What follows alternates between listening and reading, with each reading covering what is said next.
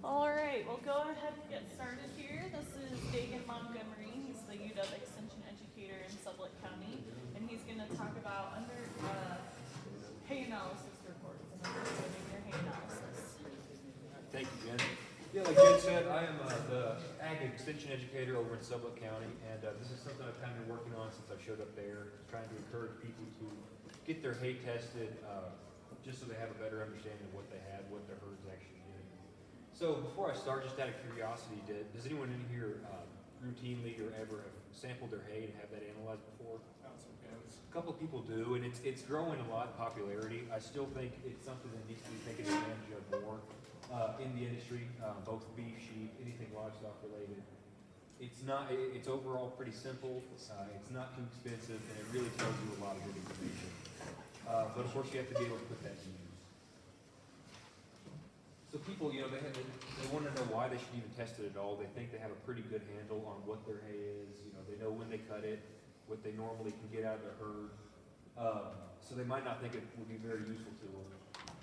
The important thing is it allows you to see what the actual nutrient content is of each hay sample or of each cutting versus what you assume it is. We all know the maturity, soil, fertilizer, overall species of forage, it all goes into and impacts the overall quality of that hay. But there can still be a lot of wiggle room, and you really want to know what the actual nutrient content is there. We all know that hay is the predominant food source that we're going to be providing our herd through the harder months of the year. And if we're failing to meet those animal requirements, you can really see jeopardized performance in your herd or your flock. In the form of sacrificing your weight gain, they're going to struggle a lot more to recover in the spring. And what we really see that really can impact us is lower breed back, especially in our developing heifers. They're not having their nutrient needs met. So this image here is something I like to use. It's a lot of times this is more applied to soil science and plant yields, but I think it applies pretty well to animal nutrition as well.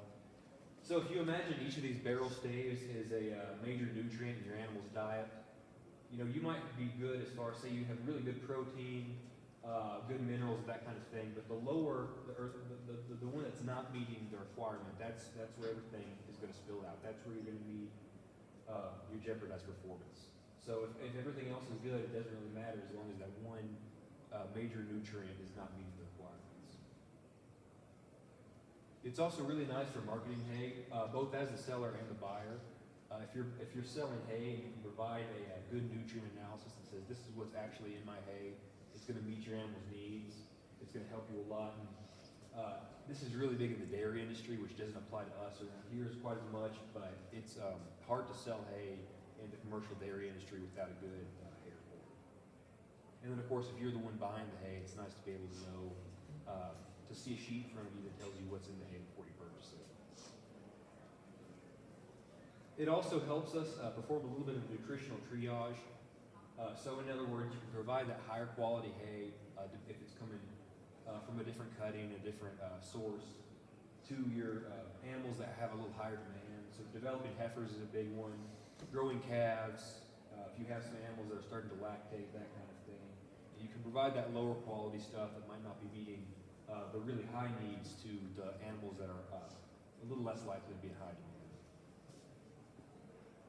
It's also nice for record keeping if you can just kind of keep track year to year of how each pasture, how each cutting is going to do, to see if the way you did it last year is producing some good hay for you. So just like taking inventory of your bales, it can really be helpful to look back across the past few years to see what you've done.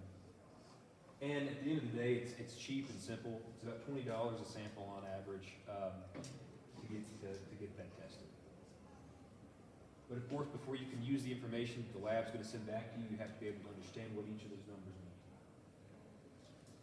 So real quick, I want to talk a little bit about the science. So this is kind of the less interesting part, but it does matter a little bit because if you're reading a trade publication or extension publications, they're going to usually tell you what they did to test that hay and what the results were, and it can vary a little bit.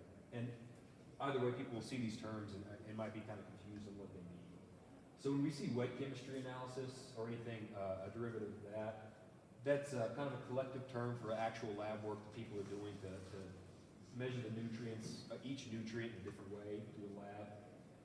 And overall, it's considered more accurate, precise. So when you're talking about academic research, things that they need to know the exact nutrient value, they're going to use wet chemistry a lot. But of course, as you can imagine, it's a lot more labor intensive. So they're going to use this again for research, quality control, commercial feed labeling, that kind of thing. It's quite a bit more expensive because you have multiple people using multiple pieces of lab equipment, and it just takes a while. Then we see NIRS, or near-infrared spectroscopy, being used quite a bit. And what that does essentially is you place a sample in a machine, it measures the near-infrared reflectance off the compounds in the hay, and it basically tells you what level each of those nutrients within the hay are at. And it depends on how well calibrated the machine is, and it uses results from wet chemistry that are taken around the country to calibrate, to see how the NIR is reflecting off of the sample. So overall, it's low cost and it's really fast. I mean, you put a sample in the machine and it's going to spit back a list of nutrients and calculations within a couple minutes, not even that in some cases. And for just commercial beef operations, it's really considered sufficient to understand what's in your hay. What's important to remember when we're talking about NIR is you have to identify the forage type.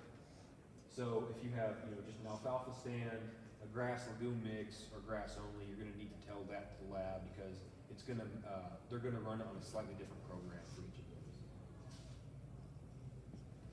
And like I said, they use this NIR and compare it to wet chemistry to make sure it's accurate. So you're safe as far as that goes. Any accredited lab is going to be part of the NFTA, and they're going to be using data from the NIRS Consortium, which is this national data bank of foragers, of sample results. So finally, we get to the report that we're going to get back, and you're going to see something a lot like this. It's going to vary from lab to lab, but it's going to be a list of nutrients and all the good stuff you want to know, and just numbers next to it. And numbers are great, but you have to, again, know how that compares to high quality versus low quality hay. So the first thing we're going to usually see on a hay analysis report is moisture and dry matter. And again, this compares the sample before and after all the water is removed. It just expresses an overall percentage. Sometimes it might be dry matter, a DM basis versus as fed or as received, any derivative of that. And what that does is compares the, so I get a lot of questions, people ask me, I have two columns of numbers, one says as received or as fed, one says dry matter, which one, and they're different, the values are different, which one do I pay attention to? And you always really want to pay attention to the values in the dry matter column. That's, all the water's been removed, so it minimizes any dilution that's going to be in there. And when you're reading nutrient requirements for your animals, it's almost always going to be reported in dry matter. So it's usually the right-hand column, the right-hand side, under the dry matter is what you're going to want to look at. And again, that just shows you, they take all that water out, so you have pure feed, and helps decrease the dilution. One thing so it is nice to look at the as fed versus dry matter at the top, so you can see how much moisture was in the hay when it was sent in, to make sure you don't have hay that's a little too high in moisture content.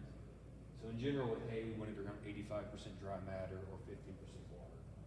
It might feel a lot drier than that. You might be surprised that it has 15% water, but there's a surprising amount of water locked up in the plant cells. So crude protein, that's something we're usually all kind of familiar with when it comes to understanding our feed. And a lot of times it's going to be the first thing underneath dry matter that you see listed on a feed report. And when we're talking about animal feed, this crude protein is just based on overall nitrogen, because cattle and ruminants in general have this really cool way of recycling nitrogen and protein. They can actually use the microbes in the rumen to convert non-protein nitrogen to protein and recycle through the body. This same recycling method is why we can supplement protein every other day, every third day, and even every fourth day if we really have to. rather than every single day, because they're keeping this nitrogen and protein cycling through their system. And we all know it's really critical for overall production. They need it for maintaining themselves, lactating, growing muscle, reproducing. It all requires protein. And usually you're going to see protein as a percentage of the overall dry matter of the hay. And that's really what's going to tell you whether or not you're going to need some kind of supplement. That's one of the first things people look at. One quick caution is if you have a really high nitrate present in your soil or in your fertilizer, sometimes it can lead to an artificially high crude protein, but that typically doesn't happen with hay. And again, it varies on the lab, but usually it's going to be right there underneath dry matter and moisture. And these are some requirements for crude protein based on the NRC. One thing I should say is this is based on the NRC, which is a national,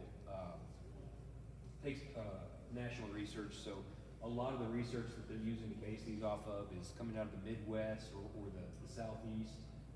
So these might be a little lower than what we're actually going to need out here in a harsh environment during the winter. These are kind of the bare bones minimum.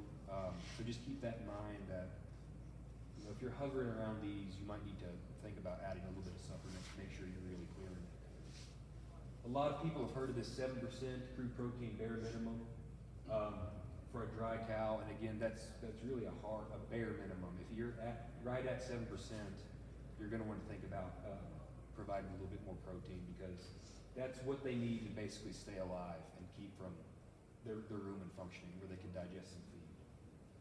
And then when they're in that height of lactation, 60 days after the calf is born, it's going to jump up to at least 11% crude protein, and then they stay around 9% for the rest of lactation.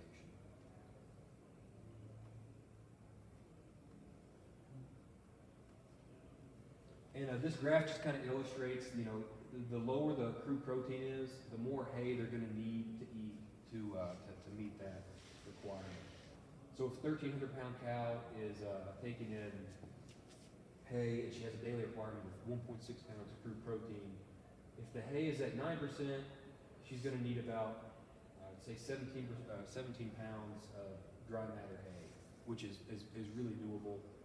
7%, she's going to need 22 pounds. Again, that's dry matter hay, so say closer to 30 pounds of hay as you would feed it.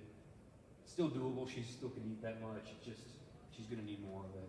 But when you get around, lower than 7%, 5%, expecting her to eat 32% of dry matter hay, it's really pushing it. It's going to tax what she's able to actually take in. And as you might be able to imagine, our replacement heifers are going to need even more protein. Even though they're smaller, they're growing themselves while they are growing that calf inside them or providing milk to that calf. So they're going to need at least, say, 9% protein throughout pregnancy, and that's going to increase depending on their average daily gain, how much they're gaining. It could be as much as 13% throughout lactation. So the next thing we see people talk about a lot in nutrition is fiber. You usually will see that broken down into neutral detergent fiber or acid detergent fiber. And again, that's a percent of the overall dry matter. And what the fiber is really just the structural component of the plant. It's the cell wall that keeps the plant erect. And the way they're doing that is the difference is that if they were to run that plant through a neutral detergent, so basically something like a soap, it would wash away the cell contents, the starches, the really good stuff, and just leave the cell wall. And then if they expose that to a little bit of acid, that would wash out even a little bit more of that cell wall, the hemicellulose, which can be digested in a rumen, and leave the least digestible part, which is that acid detergent, or ADF. Usually that's going to kind of follow along protein. That's one of the first things a nutritionist after protein will kind of glance at to see how good your hay is. So both ADF and NDF, they're going to be higher the more your plant matures. Typically they're lower overall in lagoons, but that's not always the case. So NDF is a big indicator of how much hay she's going to eat, your animal's going to intake. So the higher the NDF, the lower her intake's going to be. You might see NDF anywhere from 40, maybe into the high 30s to 65%. Just know that when your NDF is above 60%, you're going to really start to see a decrease in how much hay she's going to be willing to eat.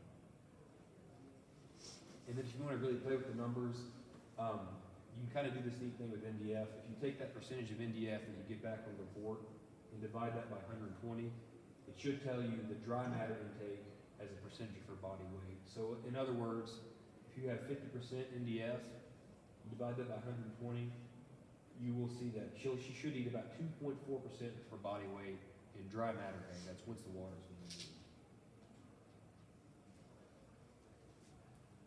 So ADF is the next step in that fiber process, and that really tells you how digestible the hay is.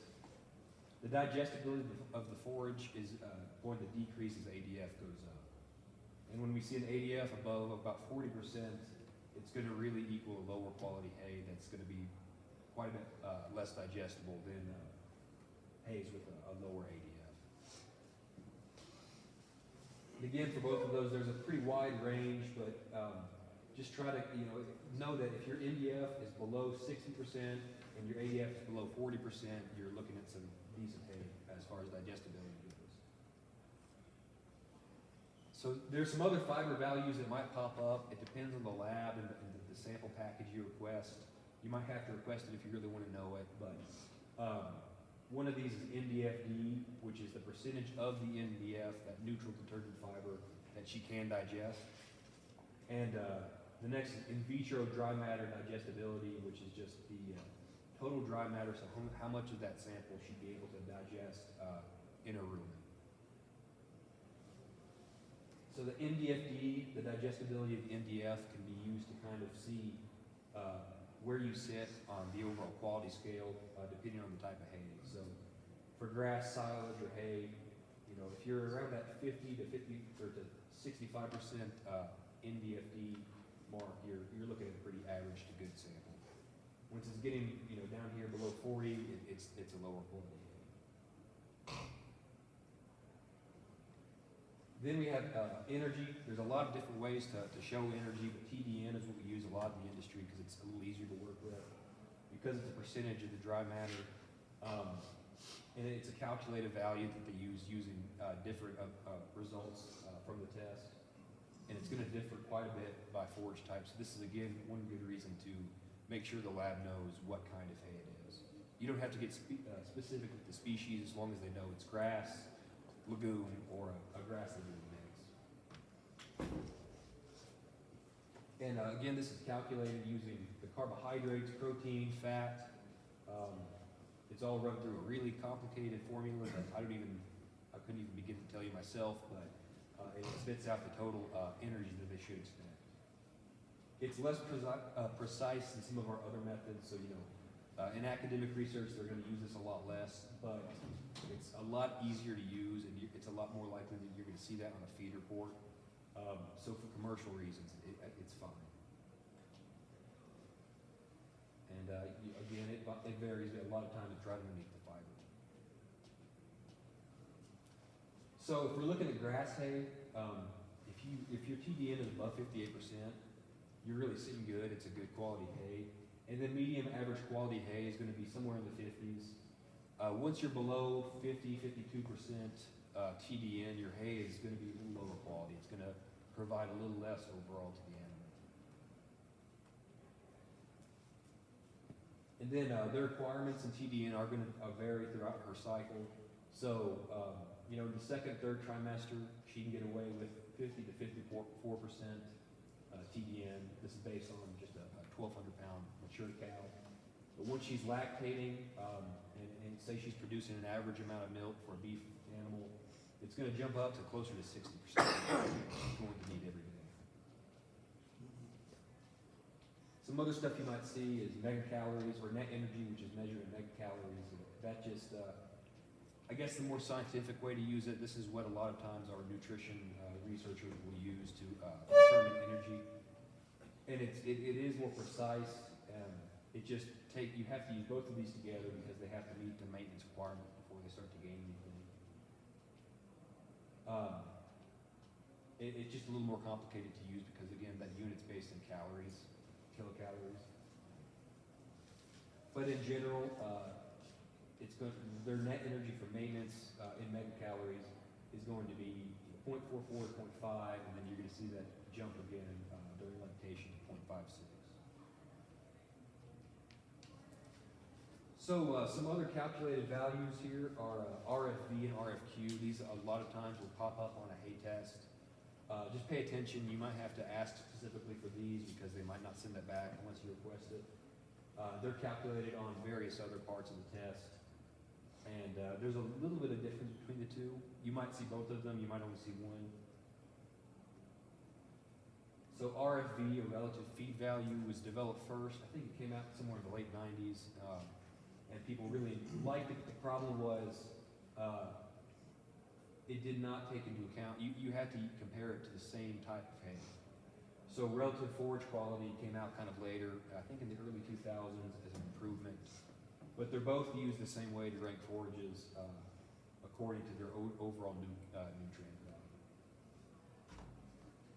So they're both based around the average value for full bloom alfalfa, which would be about 100. So it's 100. Anything less is considered lower quality overall than full bloom alfalfa.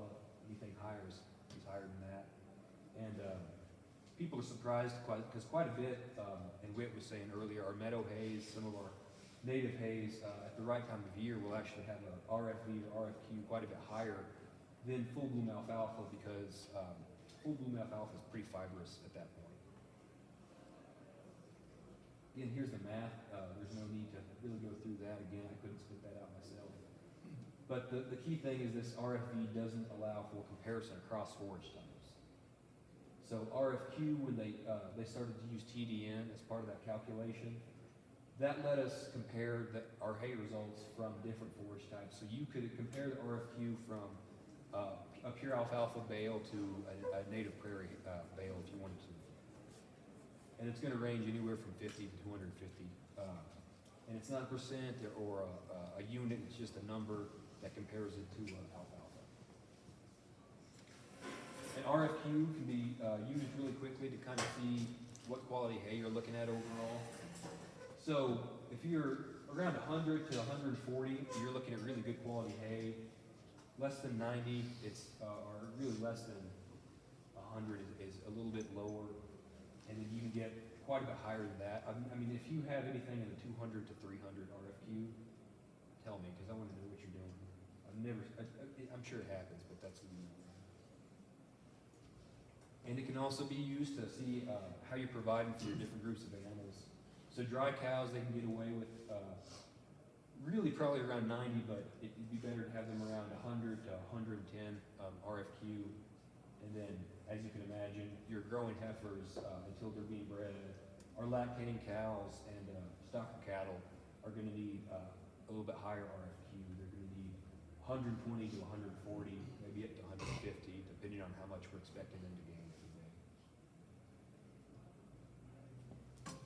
Minerals, that's another thing. It will usually come back on a hay test. That's nice to look at. There's a really long list of macro and micro minerals that I'm not going to make us go through today, but just you can get those numbers if you are interested to make sure that you're meeting them.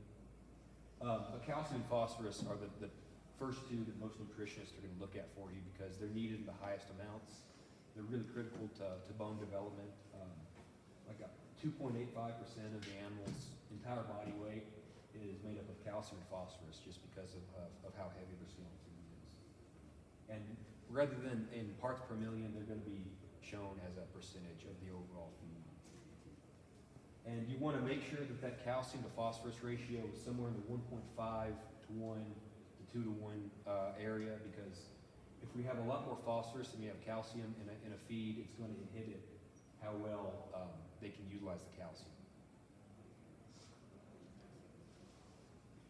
So it varies. There's quite a wide range, but dry cows in general are going to need about 0.25% to 0.3% calcium and 0.16 to 0.19% phosphorus. And then, as you can imagine, when she's lactating, producing a lot of milk, which requires a lot of calcium, it's going to go up quite a bit. And then a yearling, so if we're growing a yearling, I'm expecting it to finish out at around 1,300 pounds. It's going to vary quite a bit on how much we're asking it to gain every day, how much of a different mineral it needs. The important thing to remember is that most of the time our trace mineral supplements, whether it's a block, a topical, something like that, are going to meet the needs for our macro and micro minerals. But it is something worth looking at. I mean, and if your hay is really meeting the mineral requirements, that might tell you you don't need to spend as much time and money on a mineral supplementation. But in general, especially on range, it's a good idea to provide some kind of mineral. So, as a conclusion, hay analysis, it's a great way, a tool to utilize to understand if your requirements are being met, how much and to what degree you need to supplement, if you need to supplement at all, and when it comes to pricing hay, it can be really helpful there. But of course, as I kind of went through that quick, but you have to learn how to condense the numbers you get from that report. Some values are really important to know. I mean, they're the ones you're going to want to look at first of all, the fiber, protein, energy, and that kind of thing. And then they'll throw some other stuff in there that can be useful depending on what you need, but maybe not to your operation necessarily.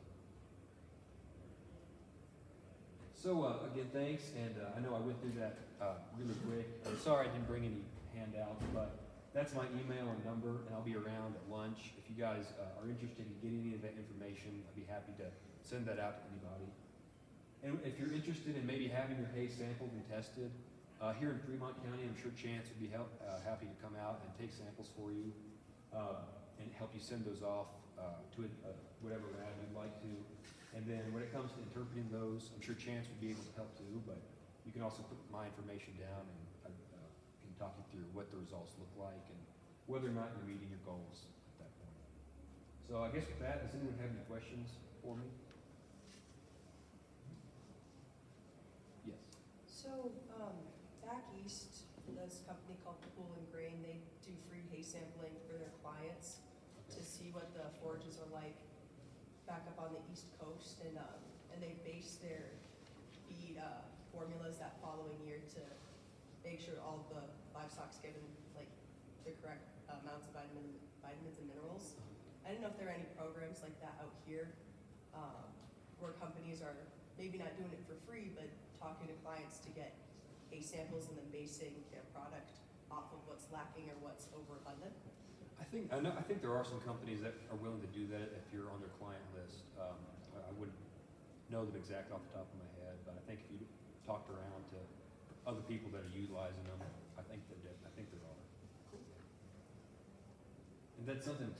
If you're interested in just keeping track of your nutrients year to year extension, I mean, a lot of times your new extension office would be happy to help you work through that too, and kind of keep a record.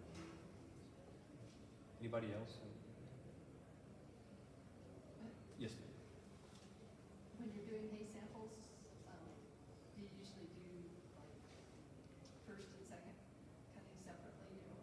That's a good question, something I should have covered, but yeah, generally you want to have a sample for each cutting and each pasture if you can.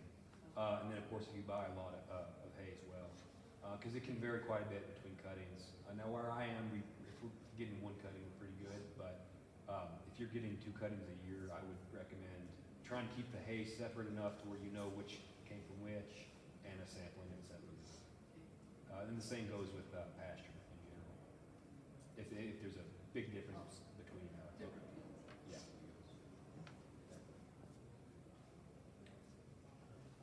There aren't any other questions. I think we got done a little bit early, but like I said, I'll be around for a little bit today. If you want my contact information to help go through this, or if you'd like a copy of this slide or some more nutrient requirements. So, thank you. I appreciate it.